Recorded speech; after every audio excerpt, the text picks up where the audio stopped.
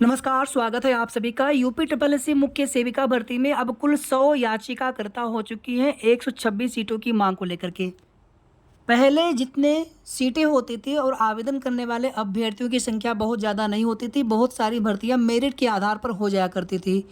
लेकिन अब धीरे धीरे सभी डिपार्टमेंट के सभी पदों को रिक्रूटमेंट एग्जामिनेशन के थ्रू ही भरा जाता है और उसी क्रम में यूपी ट्रिपल एससी से सुपरवाइजर वैकेंसी का विज्ञापन भी आया।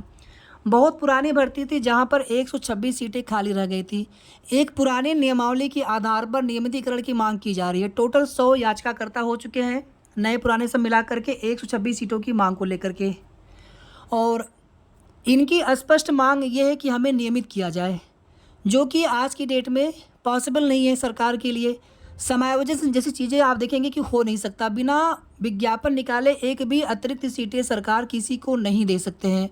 पुराने भर्तियों की जो भी बैकलॉग सीटें खाली हो जाती हैं, उन सीटों को नए विज्ञापन में जोड़ना ही पड़ता है। तो उसी नियम के तहत 126 सीटें आपकी नई भर्ती में जोड़ ली गई थी।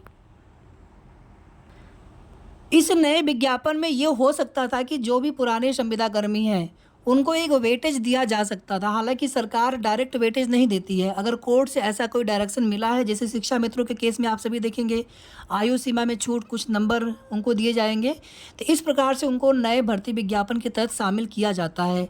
लेकिन बिना नियमावली के, या फिर अगर वर्तमान में कोई ऐसी नियमावली नहीं है, या फिर डायरेक्ट सरकार किसी को समायोजित या नियमित या रेगुलर नहीं कर सकती है परमानेंट भर्तियों में, परमानेंट की सीटों पर, उन पदों पर विज्ञापन, नया विज्ञापन जारी करके ही उन पदों को भरा जा सकता है।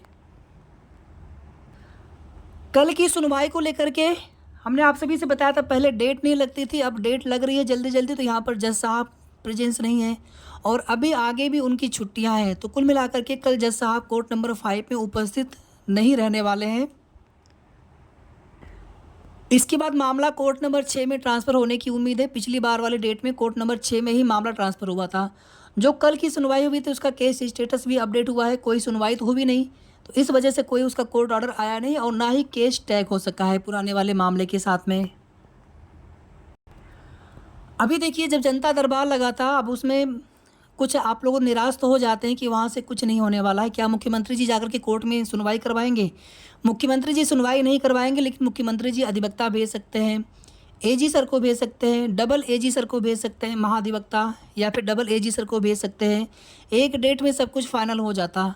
विभाग की लापरवाही आप सभी लोग देख रहे होंगे। अब यहाँ पर किसी पर हम लोग आरोप तो नहीं लगा सकते हैं, लेकिन सबको सब चीज़ें समझ में आ पा रही हैं कि अगर वो सुनवाई कराना चाहते और सरकार से बोलते, शासन से बोलते कि हमको अधिवक्ता चाहिए, तो क्यों नहीं स्टे हट जाता? अब तक केस ही फाइनल हो जाता। और केस जितना लंबा चलेगा, नए नए केस उसमें आते जाते हैं। उनमें जो भी याचिकाकर्ता होते हैं, उन लोगों को भी ये लगता है कि शायद हम लोगों को कल को नियमित, हालांकि नियमित और समायोजन जैसी चीज़ें अब फिलहाल में पॉसिबल नहीं है। उन लोगों को बुरा भी लगेगा, लेकिन हम उनके, कोई भी उनके विरोध नहीं है, लेकिन उनकी वजह से भर्ती प्रक्रिया अटकी हुई है, ये भी उन लोगों को अच्छे से पता है। वो लोग अपनी ड्यूटी कर रही हैं संविदा पर, तो नुकसान सिर्फ आप लोगों का हो रहा है। तो किसी से कोई विरोध नहीं है, लेकिन यहाँ पर आप लोग भर्ती के अभ्यर्थी हैं, इस नाते आप लोगों की मानसिक पीड़ा सभी को समझनी चाहिए, विशेष करके सरकार को, मुख्यमंत्री जी को। एक मिनट के लिए अगर यहाँ से कुछ ऐसा होता भी है, चूंकि भर्ती प्रक्रिया में एग्जाम ऑलरेडी हो चुका है, तो अब यहाँ पर नए सिरे से दोबारा आवेदन को लेकर के चीज़ें पॉसिबल होती भी नहीं दिख रही हैं। आयु सीमा में छूट, वेटेज आदि कुछ भी मिलने की संभावना न के बराबर है। तो ऐसा कुछ भी होना नहीं है। और 2693 में से 126 सीटें माइनस होने की भी उम्मीद न के बराबर है। यानी कि सभी 2693 पदों पर ही आपकी भर्ती जब भी पूरी होगी सभी पदों पर होगी। अब इसमें बहुत सारे सुपरवाइजर जो हैं, संविदाकर्मी, वो लोग धीरे धीरे 4-6 साल उनके रिटायरमेंट को भी बचा होगा या ज़्यादा भी बचा होगा। तो वो लोग यही कोशिश कर रहे हैं कि हम लोग जिस डेट से भी परमानेंट हो जाए, उसके बाद फिर रिटायर हम लोग हों। इसके लिए ये प्रयास होना चाहिए था उनकी तरफ से। जब भर्ती का विज्ञापन आया था, वो लोगों ने क्या प्रयास किया था एग्जैक्टली अब यहाँ पे नहीं बताया जा सकता है, लेकिन यही चीज़ें हो सकती थी कि उनको भी आवेदन करने का मौका मिलता, आयु सीमा में छूट मिलती, वेटेज भी दिया जा सकता था। हालांकि वेटेज नहीं दिया जा रहा है। कोविड काल की वजह से कुछ भर्तियों में वेटेज दिया गया था, चाहे संविदा की हो या फिर परमानेंट, लेकिन बाकी भर्तियों में संविदा कर्मी के जो भी कर्मचारी होते हैं उनको वेटेज नहीं दिया जाता है सरकार की तरफ से। यानी सभी अभ्यर्थियों के बराबर उनको भी मेरिट में फाइट करना होता है। अगर इस तरह की सहूलियत उन सभी संविदाकर्मी जो भी सुपरवाइज़र अगर उनको मिल गया होता तो एक तरह से ये होता है कि उनको भी मौका मिला है।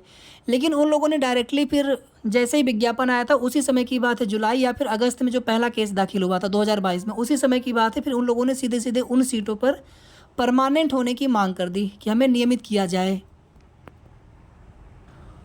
उसके बाद शासन के विभाग की कई मीटिंग हुई थी और उसके बाद भी निष्कर्ष नहीं निकल पाया। कुल मिलाकर के सीटें न देने की बात वहाँ पर कही गई थी और उन लोगों ने फिर आप देखेंगे फाइनली जब भर्ती स्टार्ट होने वाली थी तो उसी समय उन लोगों ने स्टे ले लिया भर्ती में कि हमारा हित प्रभावित होगा। उसके बाद से विभाग की तरफ से ना तो मजबूत पैरवी की गई, ना ही सरकार की तरफ से बहुत ज़्यादा संज्ञान लिया गया, केवल आश्वासन मिलते रहे। अब यहाँ पर देखेंगे आप सभी टोटल ये 6 जो केसेज हैं, कुल मिलाकर के इनमें टोटल 100 याचिकाकर्ता है। 100 लोग हो गए हैं टोटल, 76 इसी में है, बाकी 24 लोग और हो गए 5 याचिकाओं में सब मिला करके। अब चाहे जैसे प्रयास कर लिया जाएगा, जब तक विभाग सरकार नहीं चाहेंगे जब तक पैरवी नहीं करेंगे तब तक इसी तरह से जो मामला है उलझता हुआ जा रहा है। और आप लोग कितना परेशान हैं, अभी देखिए हज़ारों की संख्या में बहुत लोगों ने कोशिश किया मेल कर दें या फिर स्पीड पोस्ट कर दें शासन को, राज्यपाल जी को, लेकिन यहाँ पर कुछ जब तक निष्कर्ष नहीं निकलता है, जब तक स्टे नहीं हटता है, और स्टे तो वैकेंट बहुत पहले कराया जा सकता था। अब आपकी भर्ती से ना ही एक सीटें कम होने की उम्मीद है, और अगर जिस दिन भी सरकार की तरफ से, मुख्यमंत्री जी की तरफ से एक प्रॉपर अधिवक्ता या फिर एजी या डबल एजी सर को भेज करके सुनवाई करा ली जाती है, जो कि बड़ा मैटर होने पर महाधिवक्ता को भी भेजते हैं सरकार की तरफ से, तो उस स्थिति में बहुत जल्दी स्टे हट जाता। इसीलिए आप सभी से बार बार अनुरोध कर रहे थे, निवेदन कर रहे थे। अब उसमें विरोध करने का तो कोई सवाल ही नहीं था, लेकिन फिर भी एक बार जाना चाहिए था। अब एक बहनें 2 बहनें जाती हैं वहाँ पे, कई बार एक बार मुख्यमंत्री जी से मुलाकात ही नहीं हो पाई, फिर मुलाकात हुई, आश्वासन मिल गया। वहाँ पे अगर 50-100 बहनें पहुँच करके बैठ गई होती कि सर आप हमारा स्टे हटवाइए, मुख्यमंत्री जी से निवेदन करते हुए वहाँ से उठना ही नहीं था, 1 घंटे 2 घंटे केवल बैठना था, उतने में ही कुछ न कुछ तो निष्कर्ष निकलता, मामला हाईलाइट होता। भले ही मुख्यमंत्री जी कोर्ट में नहीं जाएंगे सुनवाई कराने के लिए, लेकिन अधिवक्ता तो वही भेजेंगे। भर्ती का विज्ञापन उन्होंने ही निकाला है, भर्ती भी वही पूरी करवाएंगे, नियुक्ति कार्मिक विभाग उन्हीं के पास होता है। अभी मामला यहाँ पर सिंगल बेंच में है, फिर यहाँ से एक बार स्टे वैकेंट करा करके अगर भर्ती आगे बढ़ भी जाती है या फिर यहाँ पर केस अगर डिस्पोज्ड ऑफ भी हो जाता है, फिर उसके बाद भी आगे कोई समस्या ना आए भर्ती में, कुछ टाइम बाउंड जैसी चीज़ें हो जाती या फिर जल्दी से भर्ती पूरी हो जाती है, तो बहुत तरह की चीज़ें हैं जो आप सभी को समझना होगा।